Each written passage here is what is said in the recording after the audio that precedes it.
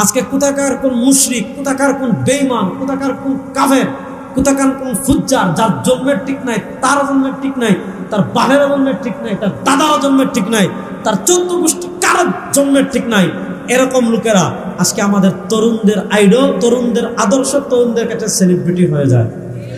আর বাংলাদেশে এই জুয়াকুর মতকুর যেগুলোর কাছে আদর্শ নাই, সামান্য টাকা দিলে বাথরুম উদ্বোধনের জন্য চলে আসবে, সামান্য টাকা দিলে জুয়ার হেড করে, যাদের কাছে আদর্শ নাই, নৈতিকতা নাই, ওই চোরগুলো আজকে আমাদের যুবকদের কাছে আদর্শ হয়ে যায়। অথচ চোরেরা, মদখোরেরা, জুয়াখোরেরা আমাদের যুবকদের আইডল হতে পারে না। আমাদের যুবকদের আইডল হবেন বিশ্বনবী মুহাম্মদুর রাসূলুল্লাহ সাল্লাল্লাহু আলাইহি ওয়াসাল্লাম।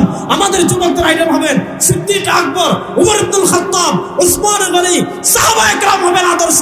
কোন চোর ডাকাত আমাদের যুবকদের আদর্শ হতে পারে না। তাহলে আমাদের নবীর চেয়ে আমাদেরকে কেউ বেশি ভালোবাসেন? এত মর্যাদাবান নবী, সুবহানাল্লাহ। বলেন আমাদের নবী, সবাই বলেন আমাদের নবী বেগুনাহ। বলেন আমাদের নবী। সবার মুখ থেকে আওয়াজ পাই, এটা আকীদারে ভাই, এটা না শিখলে আপনার যদি বিশ্বাস ঠিক না থাকে আল্লাহ আমল কবুল করবেন না। আমল কবুল হতে হলে আগে বিশ্বাস ঠিক করতে হবে। বলেন আমাদের নবী নিষ্পাপ।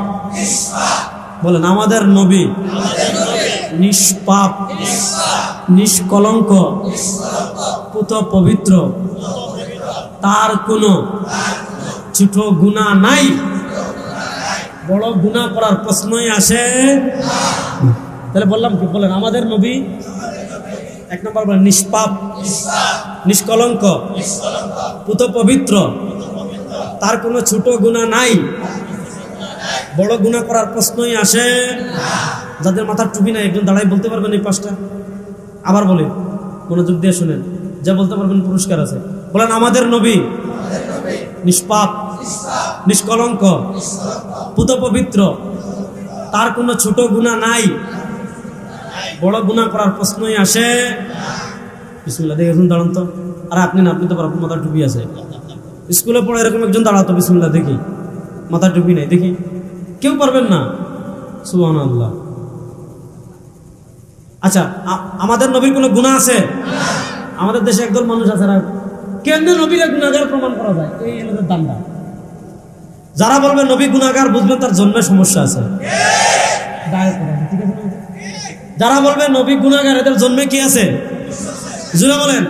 যারা বলবে নবী গুনাহগার, এদের জন্মের সমস্যা আছে না নাই? ভাই নবীর পিছনে লাগে, তোর বাপের পিছনে লাগবে, তোর বাপের জন্য কি সমস্যা আছে? ঠিক না বেঠিক?